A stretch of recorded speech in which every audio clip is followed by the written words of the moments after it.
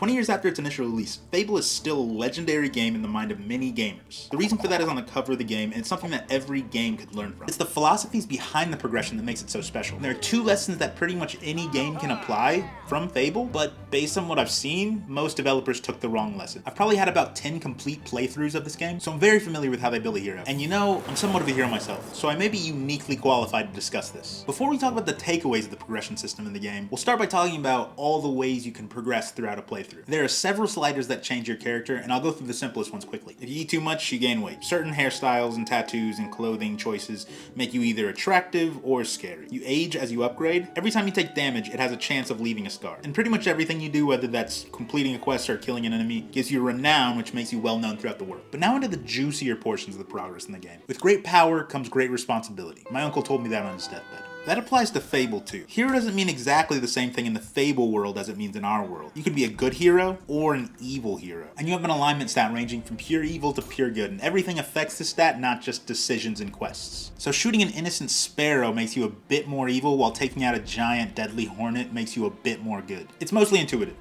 And your alignment has a pretty big impact on the game. It affects your appearance pretty drastically. You can look like a literal angel or the devil. Beyond just the aesthetics, there are certain quest lines that require certain alignments, as well as special weapons or some spells. And believe me, there are plenty of reasons to go to the dark side. Like, what if you want to live in a house, but someone's living in that house?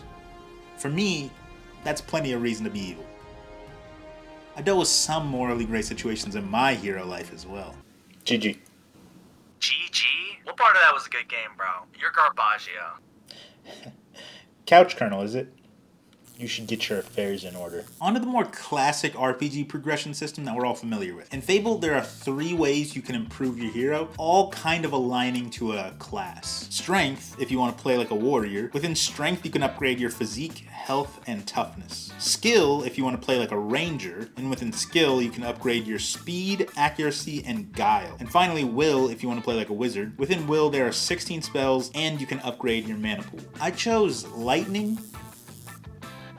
Well, because that's what black heroes do. You don't have to stick to one of these disciplines. You can and should upgrade all of them. But to upgrade these traits, you also have 4 pools of experience. You have the general experience that can be collected from every enemy you defeat. That can be applied to any trait you want. But depending on how you fight, you'll gain specific experience. So if you use a spell, you'll gain will experience that can only be used on will traits. If you use melee attacks, then you'll gain strength experience that can only be used on strength traits. One thing that I think is interesting about the system is the way that it encourages you to specialize, because you'll always have more experience of the combat type that you already use. And you're more likely to use the type of combat that's strongest, feeding into itself, but also allowing you to catch up your weaknesses with the general experience later in the game. This dynamic for me has always led to specialized in the beginning of the game, and a more powerful, well-rounded hero in the end of the game. If Fable were a typical game, that's where progression would stop. But we're talking about Fable for a reason. Upgrading any of the 3 categories has an effect on your character's physical appearance. When you upgrade strength, your character gets thicker. Some might even say, too thick. No such thing. When you upgrade the skill traits, your character gets taller. I guess you didn't put any points into skill then? Couch Colonel! When you upgrade the will traits, your character gets all glowy and his hair turns white. Now the last thing to note about progression in this game is that NPCs take notice. I mentioned that with renown, more people will recognize who you are, but people will also react based on your attractiveness or how scary you are as well. None of these implementations are specific to Fable. I mean, there's a ton of games with alignment or NPCs that notice what's happening, but I'm still always thinking about the way that Fable did it. There are 3 simple philosophies that govern this implementation of progression. And the first one, in fact, is simplicity itself. Outside of making your character stronger, all of these things could be completely ignored by the player, and they would still be interacting with them with every action. As a player, you spend practically no time upgrading or altering your character. So even though you do reap the benefits of the power fantasy, you don't have to spend a ton of time plotting the course to make the most powerful epic hero. The next principle that guides this implementation is that all progression is action-based. When you hit something with a sword, you can get stronger. When you shoot something with an arrow, it increases your accuracy. Want to learn a new spell? Then you start blasting with the lightning. Same with everything else in the game.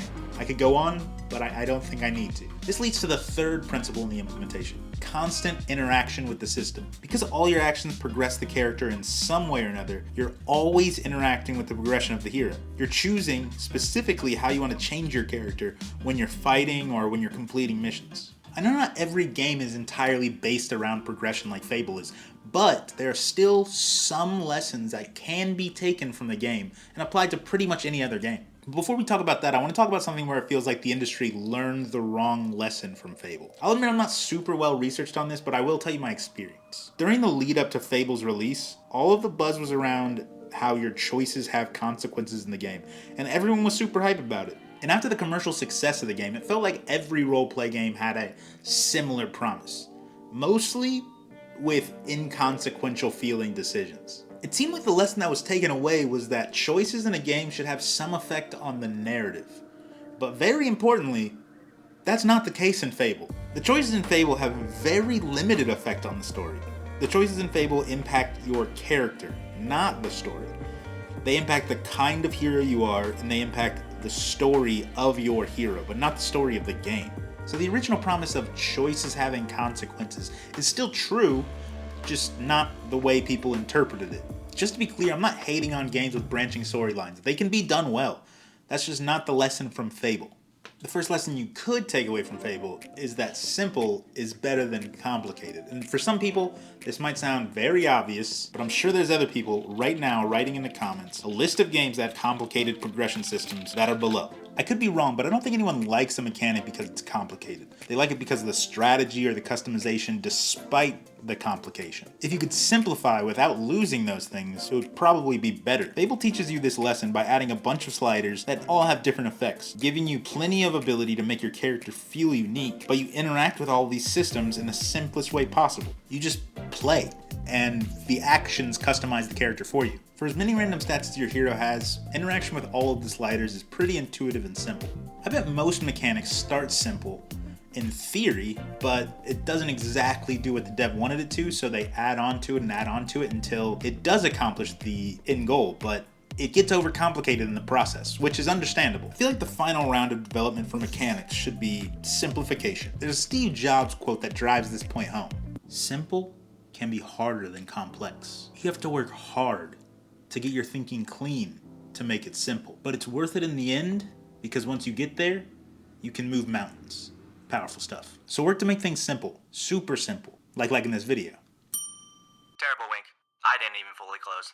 0 out of 10. Ooh, Couch Colonel, you're lucky I don't have enough in the budget for more lightning effects. The second lesson we can take away from Fable is that roleplay is enhanced by constant action-based progression. I'll start this point with a story. I had a friend growing up who mostly played first-person shooters. He would dabble in the occasional action RPG as well, but it was exclusively to max stats and become a god. Roleplaying was the last thing that mattered to him. He picked up Fable, and after he finished the game, I asked him what he thought of the Sword of Aeons, the strongest sword in the game. This is a super cool sword, and you can only get it at the end of the game, but to do so, you have to sacrifice your own sister. I didn't expect him to bat an eye, but he told me he didn't get it on his first playthrough because his character was good. Fable made a power-hungry child choose the path of righteousness through roleplay. At the time, this really surprised me, but now, after thinking about it, totally makes sense. Hypothetically, if Fable had only general experience, then you might max out all your skills without actually using them. Even if you have every spell maxed out, you're not going to feel like much of a wizard if you haven't cast a spell yet. But the way the game is made, you feel like your specific progression is earned as you practice your spell casting, your archery, and your swordsmanship. Same goes for your alignment. If your alignment is only tied to your decisions that you make during a quest, then there could be some discrepancies between your alignment and your actual actions. You could be an angel in your decision trees who clears out whole towns for fun. Cognitive dissonance is bad for roleplay, and by tying your alignment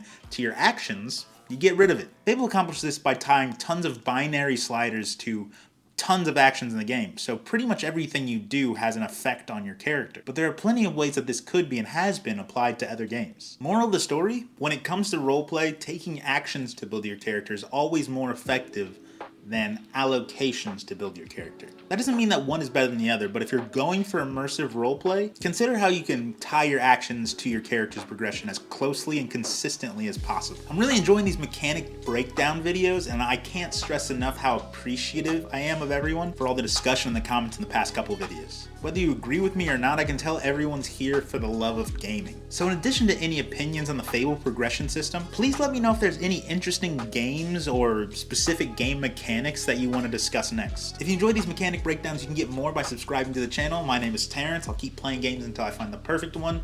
Peace, love,